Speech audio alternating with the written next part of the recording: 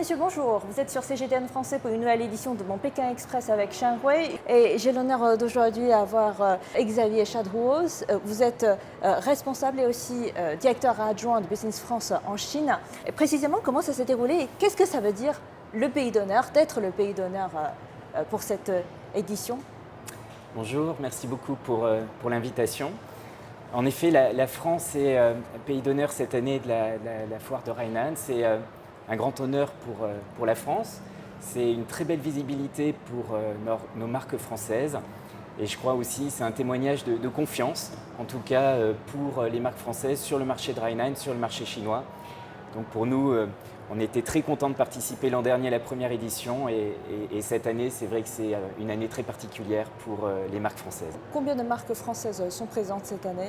Alors, il y a beaucoup plus de marques françaises cette année que l'année passée. Il y a au total 250 marques qui sont exposées. Il y a également une cinquantaine de pavillons d'entreprises françaises représentatifs d'ailleurs de tous les secteurs d'activité, dans le secteur de la mode, dans le secteur de la beauté, dans le secteur des produits agroalimentaires, dans le secteur du design. Et puis on a également un pavillon national de 300 mètres carrés qui a pour ambition de faire découvrir aux consommateurs chinois l'excellence des produits français.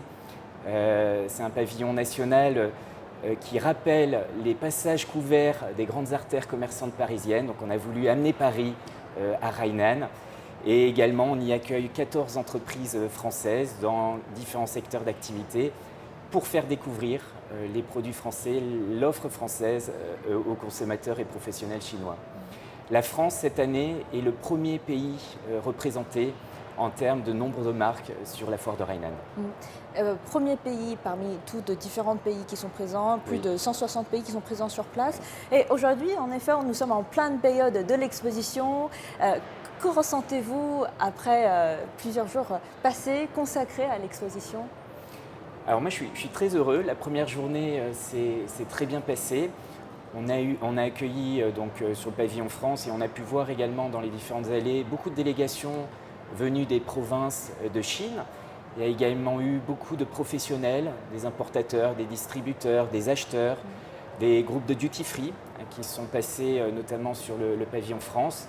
Et on a bon espoir qu'il y aura également beaucoup de consommateurs sur les 2 derniers jours de la foire, puisque les 2 derniers jours est consacré et ouvert aux consommateurs qui viennent découvrir les marques.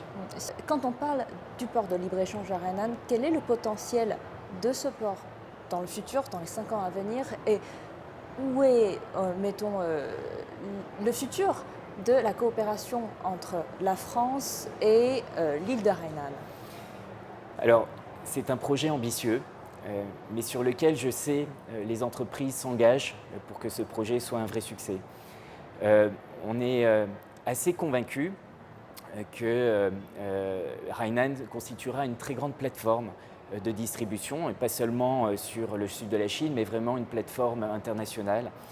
Et je vois en tout cas l'engouement des entreprises françaises autour de ce projet et des coopérations commerciales, notamment avec Hainan. Donc voilà, on est confiant et on voit bien en tout cas que les entreprises françaises qui se développent en Chine, elles se développent dans la durée et considèrent vraiment Hainan comme une plateforme importante.